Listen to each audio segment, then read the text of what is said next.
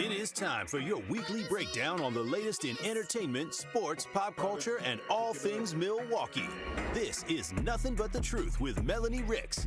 Now streaming on 1017 The Truth YouTube with the witty banter, latest trends on social media, and hottest celebrity topics, here is Melanie Ricks.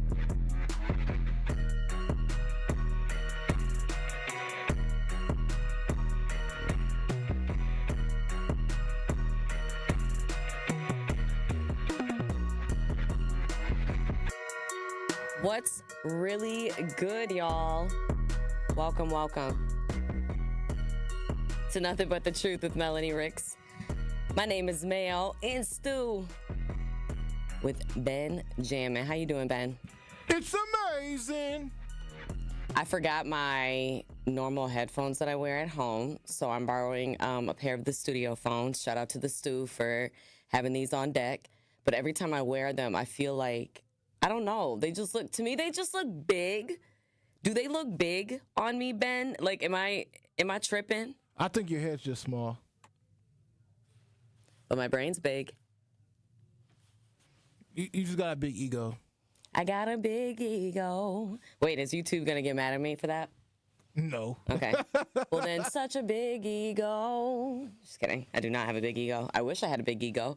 A lot of things are happening right now. We're going to definitely get into, the title of today's show. We're coming at you live this week. We love a good live show, and we're going to get into all the things, Kidfluencing, which I love that word. But before we get into it, we got to talk about our Milwaukee Bucks, the 8-0 to end the season. Milwaukee Bucks, the first round has officially been set. Ever since we last spoke, the Bucks have locked down the 5 seed and will be taking on the Indiana Pacers. We are starting out on the road, and it's really crazy, y'all. We have not been the road team, let's just put it this way, since Fiserv Forum was born, okay? The very first year that Fiserv Forum opened was the year that we catapulted, and we went to the Eastern Conference Finals, honey, for the first time in like 20 years. I mean, like literally almost 20 years. We hadn't been to the Eastern Conference Finals since 2001, okay, 2001. And we went to the Eastern Conference Finals the year that Fiserv Forum opened.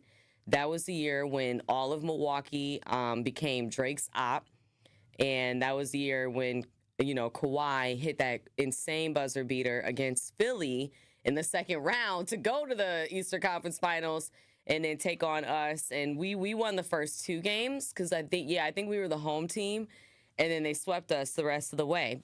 But then you fast forward to 2021, and that's what we did to Phoenix in the NBA Finals. We lost the first 2 games on the road because, they had the higher standing at that time.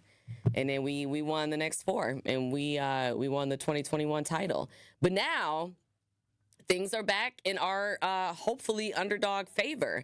And we know if there's anybody who loves a good underdog arc, if you will, story arc, it's Bobby Portis. And, Bobby Portis, as we know, he came back for the last handful of games following that 25-game league suspension. And he's been rolling. So the Bucks, they're in a good place. He's hungry, to say the least. And Yanni yesterday was saying on the analysis, he was here in the studio yesterday. He was saying on the analysis that he really, really is putting it on his shoulders. He took it personal. He said, we got to bring, at least a second title, to this city, and we will, and it'll get there in due time. But I will say, I have a very, very, very good feeling about, this year's playoff run. I think it's wonderful that we are the underdog team, that we're the road team. Personally, I don't know about y'all. I believe that we have a team full of underdogs that really know how to rise to the occasion. Kevin Porter Jr., this is going to be his first playoff run, which is exciting. I think it's cool to see somebody, of his caliber, somebody like him who we know what kind of an explosive player he is and has been for us. He's been a game changer, to say the least. And it's going to be dope to see him in the playoffs for the first time.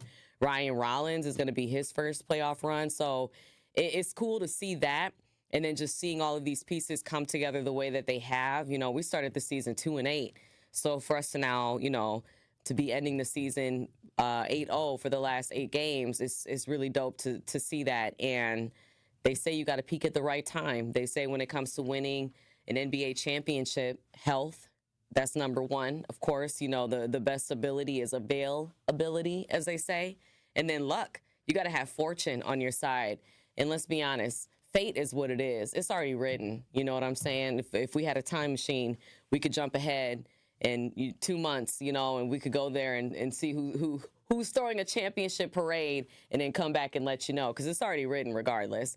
But it's still exciting because as far as we're concerned, it's a clean slate. The regular season doesn't matter anymore. The postseason is here. And I would love to hear what y'all think about our team's chances. You know, it's been a couple of years since we have made it out of the first round, which is very surprising to say, just considering how dominant we've been in the regular season and in the post. Again, ever since Fiserv Forum was birthed in Milwaukee, because that was the year it opened. I always, the further away we get, I start to forget, but I believe it was the 18-19 season. That was the year that Fiserv Forum officially opened, and now it's the 24-25. So yeah, the last 6 seasons, we've been extremely dominant. You know, we've literally been a top 4 team in the East, a top 3 team in the East. And so for us to see, you know, the roles kind of reversed, as you all know, we're playing the Indiana Pacers again, but this time the roles are reversed. They're the ones starting at home, and I think it's been a hot minute since they've been a top 4 seed. So congratulations to them. You know, I think that team, they've really come such a long way. They're a team full of young guys. And I was telling somebody, one of my neighbors was asking me, you know, just about the opponents and the matchup and everything. And I was telling him, listen, the most annoying thing about the Pacers is all of those guys are very nice.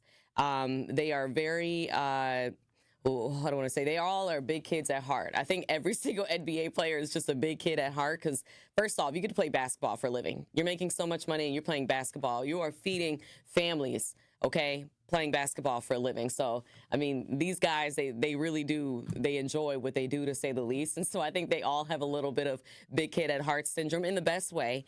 But I'm talking like the Pacers, these dudes, you know, they'll be like photobombing you in the back, and like they'll do the trick where they, like, you know, tap your shoulder and then they run to the other side. Like they're like those kind of people.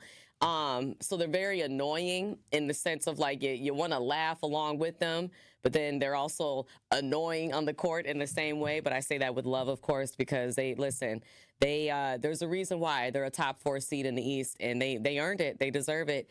And, you know, going back to the underdog of it all, I really do think that it was fate for us to be a road team to start out. It's been a while since we've faced that type of, you know, adversity, even though we've faced a lot of adversity, especially in the last couple of years, you know, dealing with injuries and the like. But they didn't see Giannis last year in the playoffs. You know, they didn't get the opportunity to face him. And we're 3-1 against Indy, you know, this season. And I know I just said regular season doesn't matter. It's a clean slate. That is true. It's still the case. However, even that being said, I think it says a lot. I think that we matched well with them. And, I mean, I'm sorry, but the NBA script, it writes itself. What are the odds that we're facing these dudes for the second year in a row in the postseason, first round, except now the roles are reversed? I mean, come on, get your popcorn out. Get ready.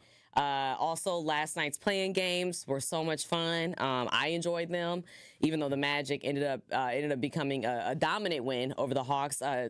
Those who watched, you got to see Trae Young get kicked out of the game. He got teed up twice in a row. I think he was saying something to the ref, and then he wouldn't give the ref the basketball. Kind of threw a little bit of a tantrum. But listen, it gets heated, especially in a play-in situation. And then the Warriors game was so good. It literally came down to the wire.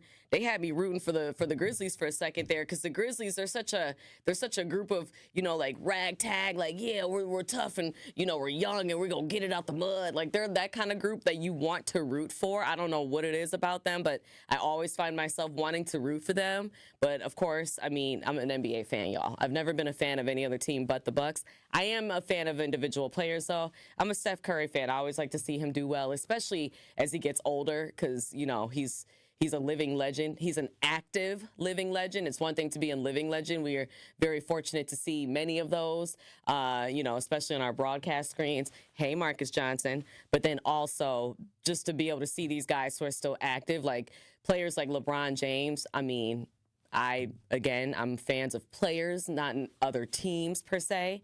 But he's somebody where you got to appreciate his greatness. I mean, it's really incredible what he's doing at 40, 20 years into the league. So, I was definitely rooting for the Warriors, and it was their home court advantage. So they got the win, but it was a close one. It literally came down to the final possession, and we love it. We love a play-in tournament game like that, because that's what it's all about. I mean, you're scrapping to get into the postseason.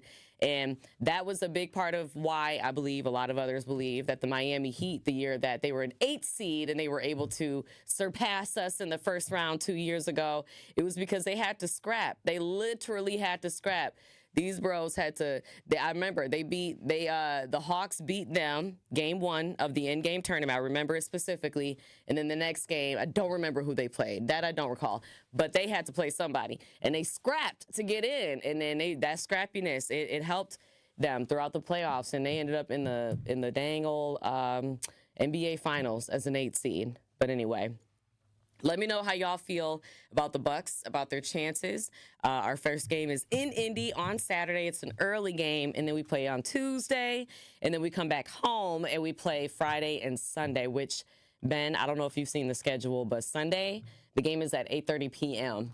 Central Time here. 8:30 p.m. on a Sunday. Ooh, Easter's going to be heavy. Dog. Well, Easter's this Sunday. It's the Sunday after Easter. Oh, never mind. Yeah. But it's 8:30 on a Sunday. So it's going to be a late game, but it's going to be fun. I'm excited for it. How are you feeling about the Bucks? How are you feeling about our chances, Ben? What is the energy that you're getting from the team right now, and as far as like how you feel we're going to do this playoff run? I mean, honestly, Truth Nation, all the juicy jammers out there. Wait, hold on, pause. We're not on Jamming with Juice. They aren't Juicy Jammers. They are people who follow me are juicy jammers. Okay. Right? I'm talking to people who follow me. Okay. All right. But at the same time, anybody can be a juicy jammer. You can be a juicy jammer too. Hold on, I didn't say I'm a Juicy Jammer now. Okay. Let's be very clear about that. All right. But I feel like if you're going to call him something, you got to come up with something unique to this show. Nothing but the truth. The Nothing But The Truthers. I mean. All right, Nothing but the truthers. I mean, are they not? They're not the Nothing But The Liars. Woo! I'm just kidding. You call them whatever you want. You know what, though? In all honesty, with y'all, Truth Nation, I personally feel and do believe that the Bucks are going to come home with the trophy this year. All right? I can't wait for it. If y'all even tapped into Jamming with Juice earlier today, y'all saw how excited I got when Banjo met Bango. You know what I'm saying? Oh, you met Bango. I met Bango. He slid through the studio. Aww. You know, holla at your boy Ben Jamming, and we was vibing. Had some good vibes going. So ultimately, again, like I said before, I believe we coming home with the trophy this year. We finna knock the Pacers out. That's what I'm talking about. I think you said Game 5, right? You said Game 5. I think that's a great prediction. 4, 5, or 6. I don't give a F. All right, I don't give a F. As long as we come out winning. Or as long as we get that W up out them boys, I don't give a damn. I don't think we're going to Game 7, though. I don't think we're going to Game 7 whatsoever. It's going to be 4, 5, or 6. All right, and then we're going to proceed and head to the next round. Mm-hmm. I couldn't agree more. I'm super optimistic this year. Now, honestly, every year I've always been optimistic for the Bucks. I mean, it's my home team. How can I not support them? If you ain't if you ain't on Wisconsin's nuts this season, then what are you doing with your life? Okay. I bought the limited edition LeBron James Ken doll. And I'm going to let Ben explain why he groaned so loudly there. But before you do explain, all I got to say is I told you, and Ben, I told you a week ago, you could have set an alarm. You could have set an alert. Like I told you, but I also have to tell you something else. Well, actually, sorry. Why don't you explain your reaction, and I'm gonna tell you what I tried to do for you today. Well, you know what, Truth Nation, and all the Juicy Jammers out there, one of the reasons I am a bit upset, and it's really my own fault. Like, this is where, you got to take accountability for your own actions. Because last week when me and Mel did this show, we talked about the LeBron James Barbie doll coming out, released by Mattel, all right? And I told y'all that I have to buy this doll, all right? Now, I'm a grown-ass man, okay? I am a grown-ass man. And, no grown-ass man should be out here playing with Barbie dolls. However, the caveat to all of that is this is LeBron James we're talking about. No other NBA player ever has had a Barbie doll made in his image and likeness. All right, and this is LeBron James, one of the greatest basketball players of all time, who is currently the face of the NBA. He is in, I don't even know if you could, this isn't prime LeBron James. However, this is like when Goku turns this is when Goku goes Ultra Instinct LeBron James. Like LeBron James knows everything that he needs to do. I think he's the Yoda of the NBA. He is, though. The IQ is impeccable. Yeah. The IQ is impeccable. That's why he be being out there flogging the games. You know what I'm saying? As soon as somebody even nick that boy, he fall on the ground. Reading 23 books a season. You know what I'm saying? Because really, he's an actor out there. He understands this is entertainment. On top of the fact that he is a skilled basketball player. I ain't going to take that away from him. He just knows the game that much where it's like, you know what? I'm so great at this, I can act when I want to. You know what I'm saying? I'm not always that locked into the game. Sometimes I realize that I have to play the play.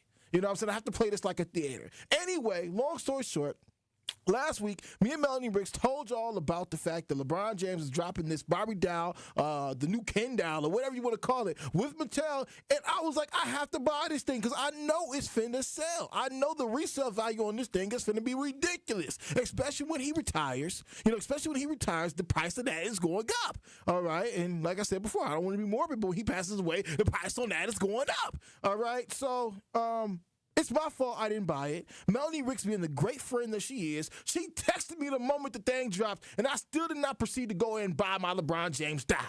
I'm upset with Benjamin. I'm upset with the man in the mirror, okay? Because when I looked at myself, I said, Ben, how you do that to yourself, man? You lost on an opportunity that could be great for you. And then Melanie Ricks, being the great friend that she is, she went on to go say, Ben, it's not over yet, man. They're still selling it on eBay. Right now, there's one on eBay selling for $100. That's not bad. They were only selling for $75 before, $100 now. Come on, man. You can do it. You can do it, Benjamin. But Benjamin, being the person that he is, looking himself in the mirror and, hold myself accountable, I still didn't do that bull. I still didn't go and buy that LeBron James doll. So, if they're all sold out now, which they are, and if there's nobody else out there reselling it for a reasonable price, looks like I lost out on my opportunity. That's why I grunted. I had to, Benjamin, you're so damn. Had to let it out. Yeah, why you procrastinating, bro? But you know what? You never know. So I was able to get one. I didn't realize just how quickly. I'll buy it off you. I bet you will. Come on now, Mel. Come on, what the boy got to do to get that LeBron James doll? Anyway. What I got to do? Ben, if I were to sell it to you, it'd be for a premium. Let's just say I'm selling it for more than what you see listed on eBay. Well, okay, so if you were to sell your doll right now, your LeBron James doll, Mel, what would you sell it for? Asking price right now, go. Priceless. And I really do think it's that. I'm not even going to lie. So I'll be honest with y'all. Well, first off, they sold it on Mattel, like you said. They sold it on Target and eBay. Or not eBay, sorry, Amazon. I had to go to Target today, and I actually went and I checked for you, Ben. And so they had it, limited supply online too, but they only had it at certain stores. But I went to the one at Bayshore, which that's a nice Target.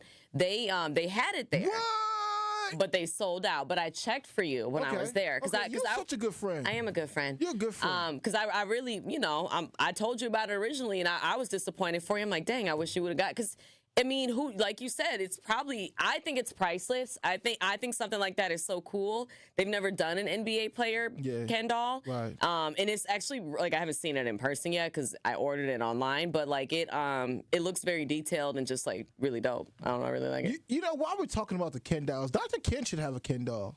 Dr. Ken should have a Ken doll. He can have a Ken doll. His birthday's coming up. His birthday is coming up. It's literally in a month from now. 5 weeks. He's such a Gemini. Yeah, he is a Gemini. But he should actually have a Dr. Ken doll and do it for the elderly. Yeah. Right? Do it for the elderly, man. Represent. So bogus. Represent for your peoples. I do not agree with that statement, what he just said. You are not elderly. Represent for your people, man. All right, he's got his AARP. Okay, I know that. Dr. Ken too smart not to have AARP. And collecting his senior citizen discount. Come on. And Ken, if it makes you feel any better, you do not have to be elderly to have AARP. You don't. I learned recently it's for 18 and up now, but it gets the stigma of being for 80 and up. But yeah, so shout out to my boy Dr. Ken, man. You know I got nothing but love for you, my brethren. Shout out to Dr. Ken and shout out to the LeBron James Ken doll as well. I do got a question though, man. Like, yeah. Because I got this body oil right here. I got this body oil. No. Dior Sauvage. Oh. All right. If I gave you this Dior Sauvage body oil, nothing can we trade? Is worth the trade value of that. Like I said, I think it's priceless. I do. I'm excited to have it. Dior Sauvage. All right. Body oil. I can go buy that. Sometimes you be ashy though, bro. I'm never ashy. I've seen them elbows before, fam. Come on now. And if you've seen them ashy, come on. Hey, you looked away, you look back, they weren't ashy anymore. Is that because you have the Dior Sauvage? No, I got other body oils. Damn, man. Come on. Also, who carries body oil? You don't got no body? See, look. I have hand moisturizer. I don't carry body oil with me. Ashy people don't. No, I carry a purse. See, you're not up what on I look this. like You're putting not up on this oil right now. in my purse, man. You know what? Speaking of dolls, let's talk about what we're actually going to talk about today. Bad Influence, the dark side of Kidfluencing. If you have not seen this documentary on Netflix, first off, brace yourselves. This documentary is unlike anything I have ever seen. The long and short of it, it's about a child influencer and her mother. It's really supposed to be about the mom. They're exposing the mom, and essentially it's about a child influencer who's still a kid, by the way. So if you go and look her page up, I just want to tell you right now, the photos that you are looking at, they are of a minor. Her name is Piper Raquel. And essentially, it's a docuseries on Netflix, and it features her former teen collaborators. It exposes the alleged toxic environment that was created by her mother and her mother's boyfriend. 11 underage content creators filed a lawsuit against Tiffany Smith, that is Piper Raquel's mom. So Piper Raquel, she's the little influencer that this is. I mean, basically, she's the center of this universe that we're talking about in this documentary. They accuse the mom of emotional, verbal, physical, and at times sexual abuse. And this all took place allegedly when these kids were all part of her viral group of friends called Squad. They're named the Squad. Now, this did end in a settlement. They settled for $1.85 million, and 11 people got that. So, by the way, they divided that. So they originally went for $22 million, and somehow she convinced them to settle for 1.8. So the money probably wasn't the factor. They probably wanted this to be publicly known what this mom is doing. What's really, really well, there's a lot of really troubling things. First off, let me ask you, have you seen the documentary? That's the first question. And the second question is, would you, whether you've seen it or not, do you believe in having your kids on the internet? Because I'm going to tell y'all right now, I don't have kids. After watching this documentary, Benjamin, a.k.a. Benjamin. Yes, I'm going to your government because that's how serious. I know. That's how serious this is. I don't think I will ever put a photo of my child on the internet ever, ever, ever, ever, ever. I'm serious. Like, I'm gonna have everybody who meets my children, they gonna get NDAs, or I'm gonna literally have contracts. I'm gonna say, if you put a photo of my child on the internet, I will sue you. I'm not even kidding, because listen, the way that this documentary exposes the dark side of Kidfluencing, I'm going to be real. If you have ever uploaded a photo of a child onto the internet, it is probably living on some sort of kiddie porn website right now. Whether it's your child, a child you know, if it's a photo of you from when you were a kid, I believe that most, if not every single image that has ever been uploaded to the internet that features a minor is probably on some sort of child predator's computer right now. I can 99.9% guarantee it. Every photo of every child ever in the universe of the internet, in the history of the internet, is probably sitting on somebody's desktop right now, and I'm not kidding. This documentary, y'all, they allege that the mom of this child, who is still a 17-year-old minor, again, the girl who this Netflix documentary is about, she didn't participate in the documentary, but they got all this footage that apparently they're able to use, which I never understand legally how they can make a documentary about somebody and use all of that stuff and not have the participation of that person. It must all be footage that was already online. But regardless, this mom allegedly sent her daughter's used underwear to a man that was an extreme fan of hers, a man who went by the name Megan, by the way. Yes, I know, Ben. I know. Y'all should have seen the look he gave me. This man went by the name Megan because they thought Megan was like another girl. They thought it was like a child. And then eventually the man said, like, told him that he's a man. They found out he was an older man. And the mom started to send her underage daughter's used underwear to that man for money. And one of the other kids found out and told her mom. And so her mom confronted the mom, Tiffany Smith, and she was like, well, you can make a lot of money from that. Like, she kind of was like, what do you, like, it's a no-brainer. Why wouldn't I send my child's used underwear to this creepy, who knows what age man that we don't know, but who knows my child and is probably doing disgusting things with the photos of my child. I can only imagine what he's doing with your child's underwear. And that's just one of the many, many, many, many bombshells that were dropped in this documentary. It's a 3-part. I had to pause it many times because I am very uncomfortable when it comes to any sort of abuse towards children, sexual, physical, emotional, because I think that kids are the most precious, the most beautiful blessings that we have. I think they are so innocent. I think that they are truly creatures of their environment. You want to talk about nature versus nurture? A lot / most of what they do and how they act and the world that they perceive, it is based off of how you nurture them. And it's very troubling that there is a whole world out there of parents who sign their kids up to be influencers. Because, I mean, let's be very honest, there's a lot of child influencers still out there today. Like, it's troubling how many there are, and there's no true regulation, like federal regulation, as far as like working hours and pay and, you know, the things that they do online. I don't remember the name of the website, Ben, but there was at one point they told us that there's basically an OnlyFans for kids that disgusting that these parents upload their kids' photos to. Like, I'm telling you, the documentary is really bad. Like, that's why I said brace yourself. But I appreciate them making it, because once I started it, even though I had to pause a few, like, I literally had to stop and like kind of pray a little bit. Like, I had to be like, okay, Jesus, what are we doing and how do we fix it? You know, like, I really did have a few moments where I literally just had to be like, I'm sorry, what did you just say, or what did they do?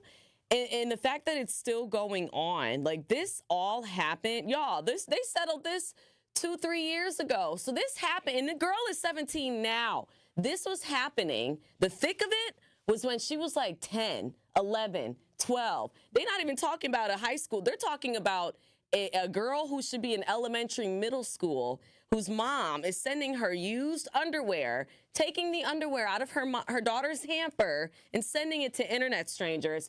Having her daughter, oh, Ben, this is what really got me.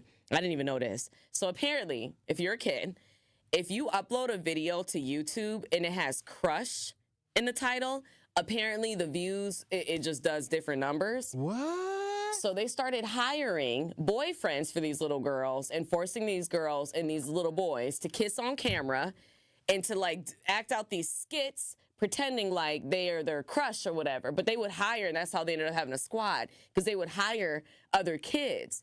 So these parents would be locked out of the house, basically, and the mom, Tiffany, and her little boyfriend, they would orchestrate and they would direct these kids to kiss each other. So they're like directing children to kiss and like be weird and touchy and like just do sexual things together. And it's two parents who are doing this in a house, a content house, with these children who are barely being paid, who are not going to school. There's no one making sure that they're not working too many hours. It's very, very, very troubling behavior. And for me, it starts and stops at, I just don't believe that children should be exposed to the internet, period. But the fact that they are basically doing what child stars of yesteryear, I mean, basically used to have done to them. Like, if you think about it, Ben, we're almost seeing a renaissance, if you will, of children being poorly mistreated in an industry that is yet to be federally regulated.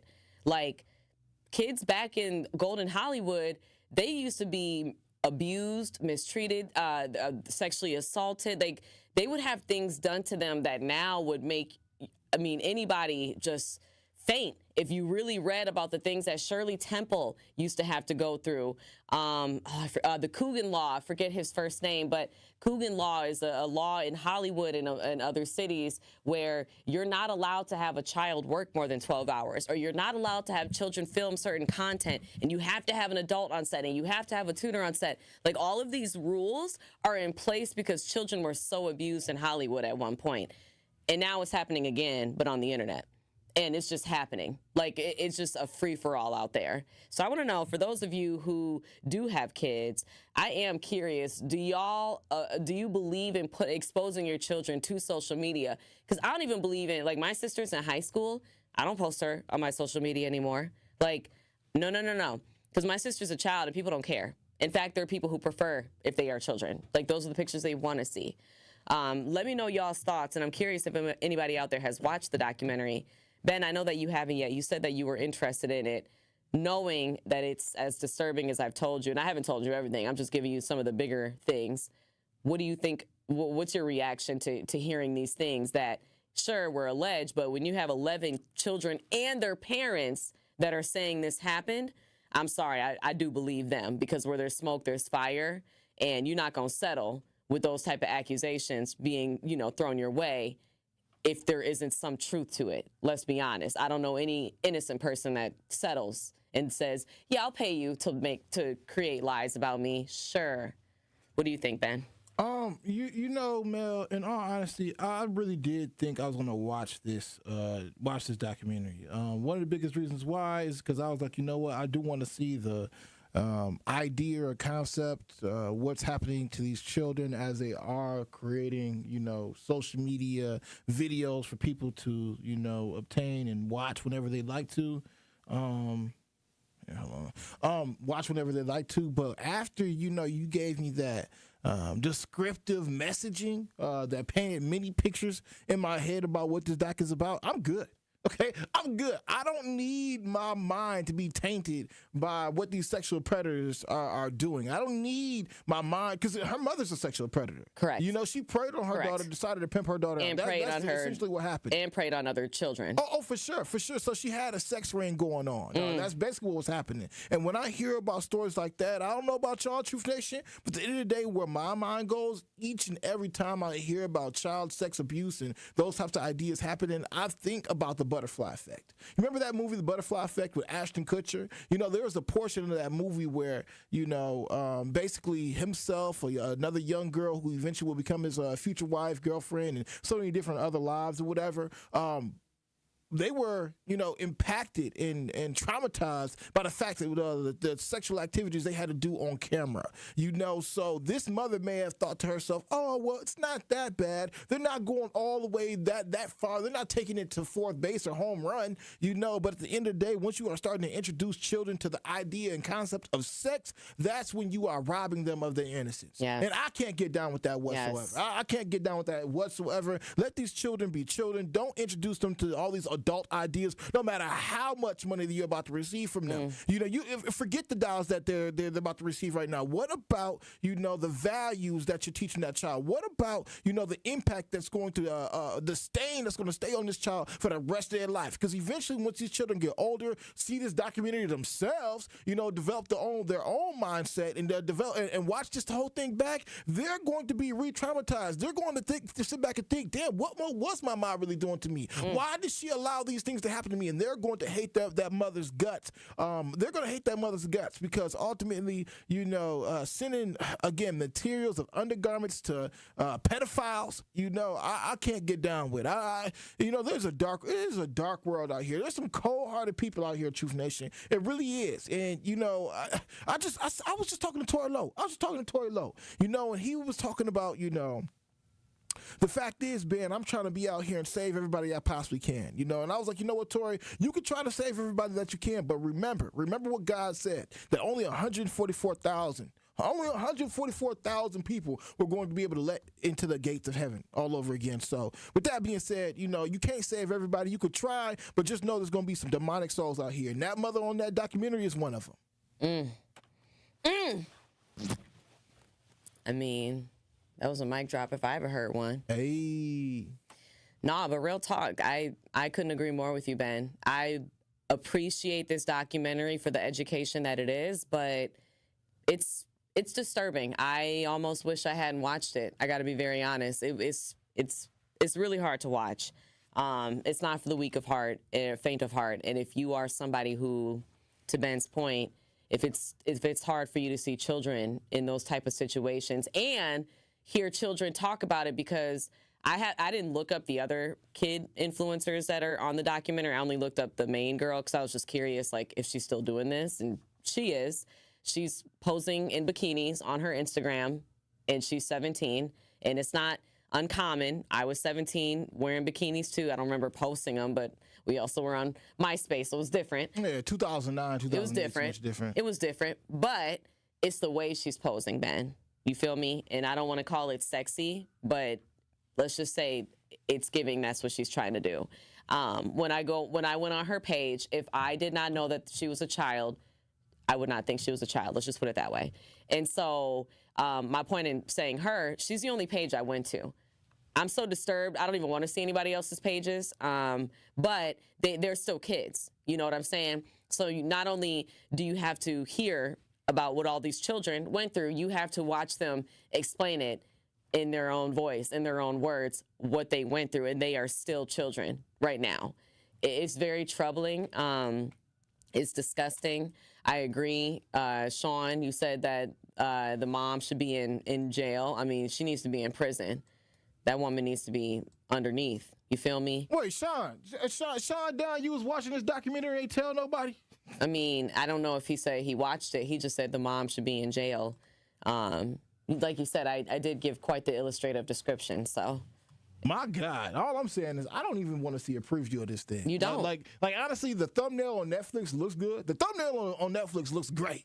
Well, it doesn't depict just how like deep into it you get. Like, you didn't know it was going to be like that. Not at all. I really thought this documentary was going to be about a bunch of children, a bunch of different, a bunch of children and influencers, and what their psyche, and what social media has done to their psyche, how they have been developed and groomed through social media, how they used it, and what has happened to them. Because I do believe that a lot of these kids out here using social media to become famous, if you will, overnight, is actually, bad for their mental health. I think it is a truly disturbing era for our children right now. Mm-hmm. This is a tool that they're being exposed to that, for most of human history we've never had before. So now we're seeing the effects of of what's going on with them. We're seeing their cognitive dissonance when it comes down to reality versus, virtual reality, if you will. And this documentary doesn't do any of that, right? It just goes into the super dark side of what a mother has done to pimp out not only her child, but other children that she could get a hold to. And again, when we talk about the ideas of sex trafficking, this is one of those ideas of sex trafficking. She's out here sex trafficking children's materials. You know what I'm saying? And it's so sad. People like this need to be swept up off the street. Hell, Donald Trump sent her ass to El Salvador. All right, send her to El Salvador, okay? Because she is damaging and destroying lives. All right, and I'm not with that at all. Ben, my closing thought on this one, what's really sad is it's never going to end, because you would think, honestly, after everything we know, and I know that not everyone does their due diligence, not everyone researches, but I'd like to believe most, if not all, parents that decide to introduce their children to the entertainment industry, whether it's, acting, singing, dancing, theater, social media, which is now considered entertainment, I'd like to believe they know the history of it. A lot of parents, unfortunately, when they do put their children in that type of situation, oftentimes it's because they didn't get to live out that type of dream themselves. They didn't get to be that child star. They know what happens to children who are put in certain situations, and yet they still allow it. And you know what I mean? And it's so easy to get brainwashed, because you got to keep in mind, Ben, this mom, she didn't just trick a group of kids. She tricked their parents as well. Like they said, there were times when, they said none of them were friends, because she was good at pitting them against each other. She was good at, keeping them out. Like they said, most of this stuff, the content their kids would film, they're like, we weren't even there for most of that. And in my mind, as somebody who's not a parent to a human kid yet, I'm like, how did you let your kid go do social media content for 12 hours and you don't even know what they're filming? And they didn't manage any of their kids' pages, none of that. So like, I understand that you can easily fall into that trap. You think it won't be you, and then suddenly it is you. But no matter what, unfortunately, the cycle is going to continue to repeat itself, because again, we saw this in Hollywood. I love reading about the golden age of Hollywood, because it's fascinating to me just how different it used to be. And I kind of feel like we're seeing a resurgence of that, but now in the form of social media. So if this topic is something that interested you, you should go and watch the documentary. But I do warn you, it's very disturbing. It is not easy to get through. It's a three-parter. Each episode is, I think, about an hour, close to it. So it's a lot. And like Ben said, it is about a group, but essentially it's about one individual child and her mother, and then the group of kids that were affected by their actions. And if you go on that girl's page, she is very much still posting. Oh, and the PS to that note, sorry, Ben, is shame on every single one of the brands that associate with her still to this day. Straight up. Like, there are people who are putting money and paying ad space, and this child is posing in bikinis and kissing boys and just doing things that, I'm sorry, who are you doing? Who is that for? You mean to tell me other 12-year-olds that's who you're doing that for? So because your child, you want your child to be sexually active or look like she is, and you're telling other children you should be sexually active too. It doesn't matter the age. Get out of here with that. Miss me with it. Hey, but it's unfortunate. It is. It's very unfortunate, man. It just really is, because again, this is something that's happened not just here in America, but across the world. That's why people need to come and visit Milwaukee. Because Milwaukee is turning over a leaf to show people the bright side of life, not the dark side. That's absolutely right. And speaking of, we got Visit Milwaukee coming our way next. We're going to be talking with our friends over at Visit Milwaukee. My guy Josh and I, we're going to be talking about Tailgate Week and all types of other great things that are coming your way. So make sure y'all stick around. When we post this video later, we're going to be adding in that interview. Right now, we're doing a live show. We recorded the interview earlier this week, but make sure you stick around. It's going to be a great interview. Can't wait for y'all to hear what's going on in the city and with our friends over at Visit Milwaukee. But appreciate all of y'all for tuning in. Again, watch the documentary. Let us know what you think about it. Again, we always appreciate every single one of you supporting us, watching Nothing But The Truth with Melanie Ricks. Shout out to my guy, Benjamin. And shout out to the Bucks, because next time we talk, there will have been at least 2 games already. So hopefully we'll be 2-0. I don't know. We'll see. But let me know what you think about the Bucks' chances in the postseason. And until then, we will see you soon. Have a great rest of your week, everybody. Truth Nation. Gear up for a great time as Sports Milwaukee hosts Milwaukee Tailgate Week presented by Potawatomi Sportsbook. Set for April 24th to the 26th. That's right, it's coming up. It's next week, y'all. Milwaukee Tailgate Week features a variety of gridiron activations for all ages steeped in Milwaukee's iconic sports history, attractions, brews, restaurants, and venues. As the 2025 draft takes center stage in Green Bay, Sports Milwaukee and the Cream City are excited to welcome the football world back to Wisconsin. For tickets, all you got to do, go to visitmilwaukee.org/tailgate. Use the promo code VISIT, that's VISIT, for 50% off. Brought to you by Visit Milwaukee, handcrafted, homegrown, world class.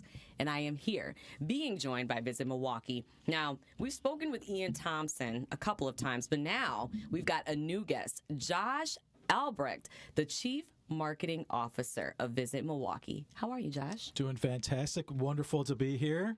It's an exciting time for Milwaukee. All things sports going right now. Absolutely. I'm excited to, just get into all the things. But first, just so that our listeners can learn a little bit about you, how long have you been the CMO of Visit Milwaukee? Yeah, I've been with Visit Milwaukee for about 3 years now. Originally from Illinois, and then made my way to Wisconsin. Had the pleasure to now call Milwaukee my home. So I feel like I'm fully immersed in the Cream City. So I've got all the nicknames down. Cream City, Yep. City of Festivals, Yep. Milltown, Yep. the 414, Yep. Brew City. Uh-huh. What am I missing? The Mill. The Mill. Easy, but now you can add that other one to your list. That's right. So it's a sports year this year for Milwaukee. Got some really great things that are coming up, and I know that you know them all. And this is the thing: I'm from Milwaukee. Every day I still learn something new. I really do. And it's interesting because I think as someone who is a resident of the city that I've been born and raised in, I think I know it all. So I go to my usual places, But it's like when you actually go on social media and you go to pages like visitmilwaukee.org, you're able to discover new things about your own city. So talk to us. Tell us some things that are happening. Yeah, we specialize in delighting people with new ideas, right?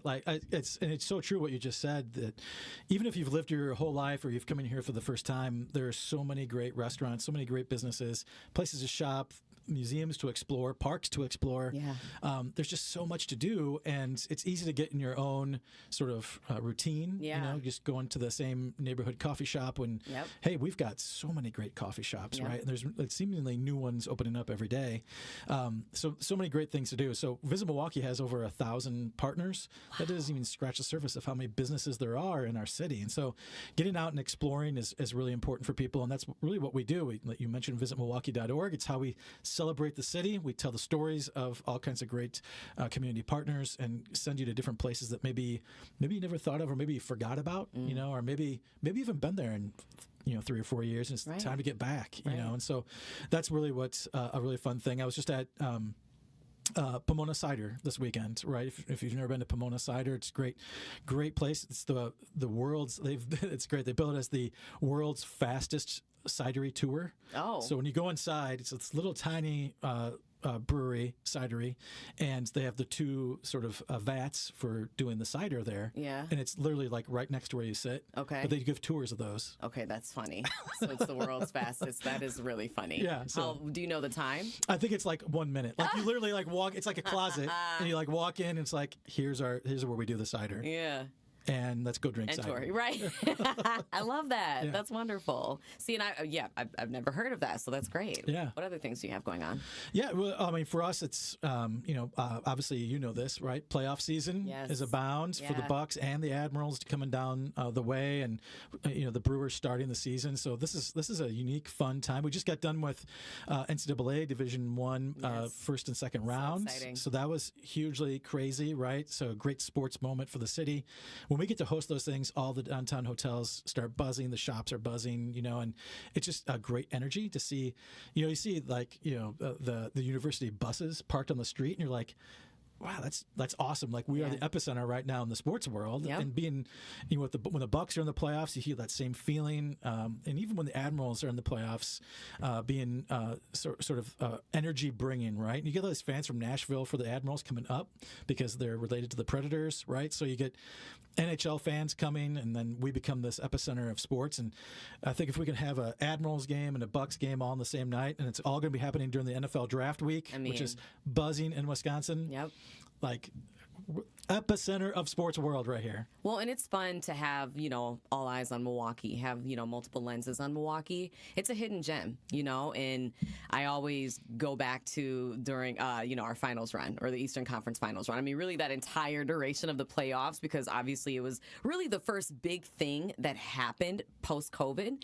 And if you remember, it was 25% fans and then 50, and then it gradually went up, and it was in the middle of summer. And I was going to get into it. Milwaukee summers are the best. As you know, we do not waste a moment of summer because who knows how long it's going to last. That's right. But if there's one thing that we know how to do, it's make summer fun. And speaking of, every single day, there a multitude of events. I mean, a plethora, to the point where you wouldn't be able to do it all in one day. There's just so much going on. But to your point as well, I love that the sports world, like those eyes are going to be on Milwaukee, this hidden gem.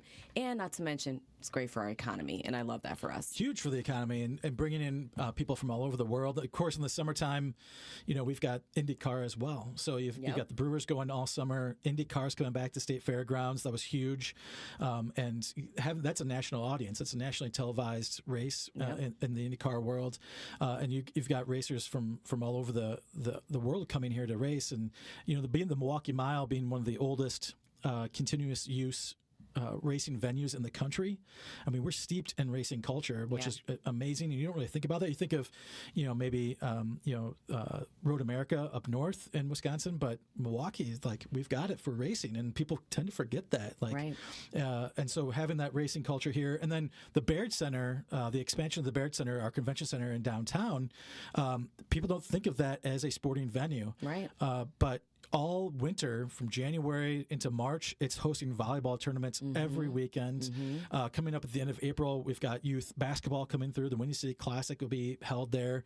And then this summer, we've got USA Fencing and USA Wrestling coming into town. Cool. So these are legit USA Olympic hopefuls. Right. That pipeline coming through. They're bringing their big tournament to the Baird Center in downtown Milwaukee. And I love to remind people about that because you drive by the Baird Center on Wisconsin Avenue, you can't really see in. Right? You don't know there's volleyball in there unless you're told there's volleyball in there. There's USA Fencing in there. Yeah. But that's a really, really amazing thing for us to be able to host and really to celebrate. And so those are the sort of undiscovered things. The other cool thing is we've got Olympic curling hopefuls who call Milwaukee home, right? So you want to talk Summer Olympic Games, you want to talk Winter Olympic Games, our ice skating at the Pettit.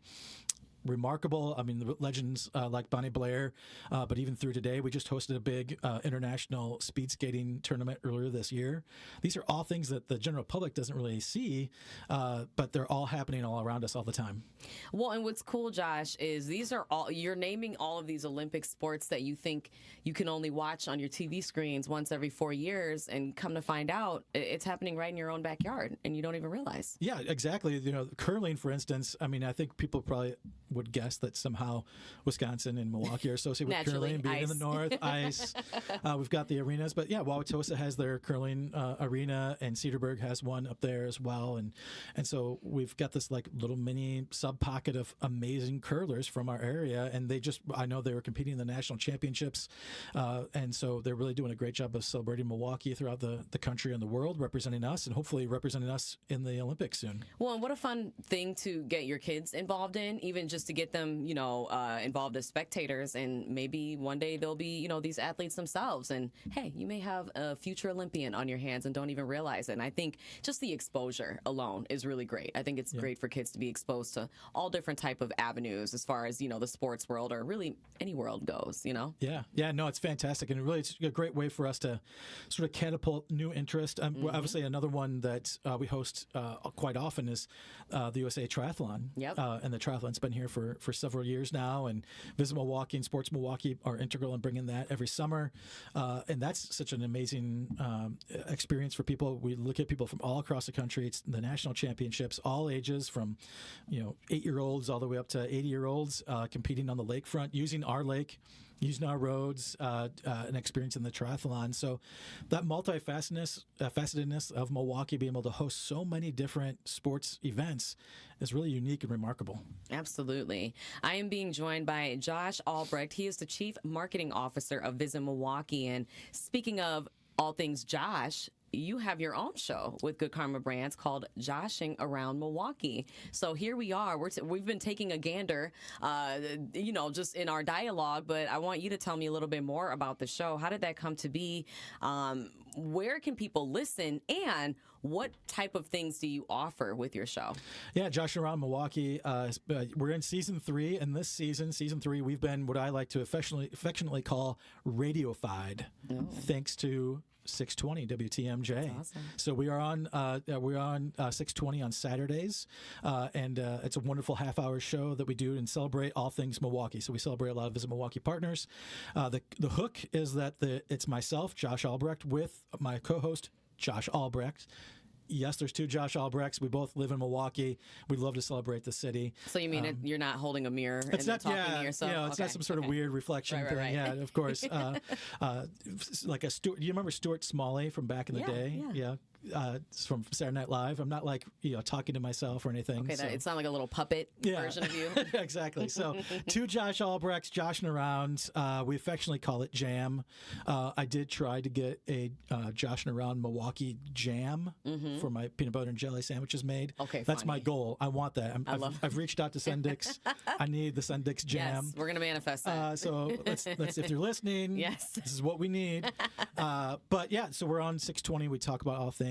Actually, the funny thing is, I'm not from Milwaukee. The other Josh is, but we met via Facebook, like the year Facebook started, whatever that was. Oh, funny. And we became friends because we had the same name. I bet, yeah. Especially at that time. You're like, there's another whatever. Josh Albrecht? Yeah, so when Facebook first launched, you're like, everybody's my friend. Right. So we became friends, and when I moved to Milwaukee, I literally just messaged him and said, hey, I'm in Milwaukee now. Oh, funny. We've never met. It's about time. Yeah. So in true Milwaukee fashion, we met at a local bar. We drank PBR. We ate a bowl of chili. Wow. And said, we should do this on the radio. Could you be more Wisconsin?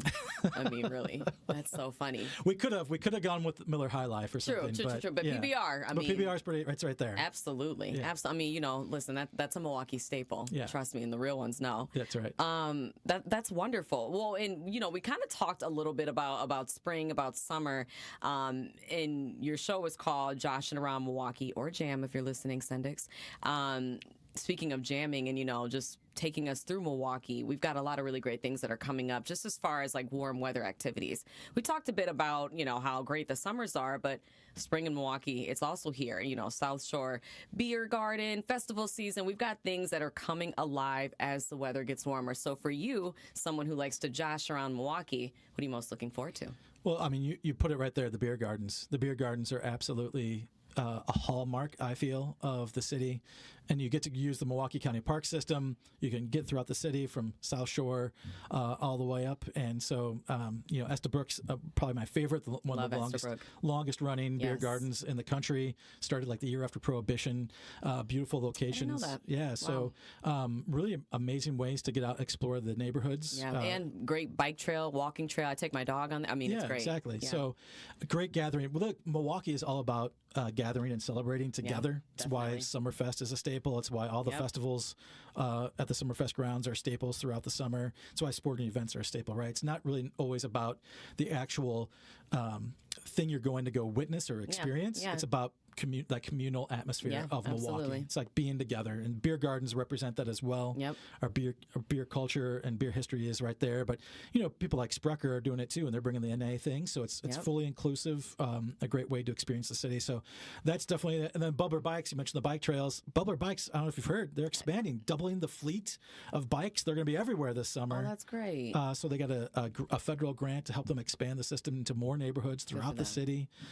So great way to see the city on a very economical, accessible way to ride bikes throughout everywhere, hit up all the beer gardens, go to your favorite shops, ride around downtown. So that's a great thing to do.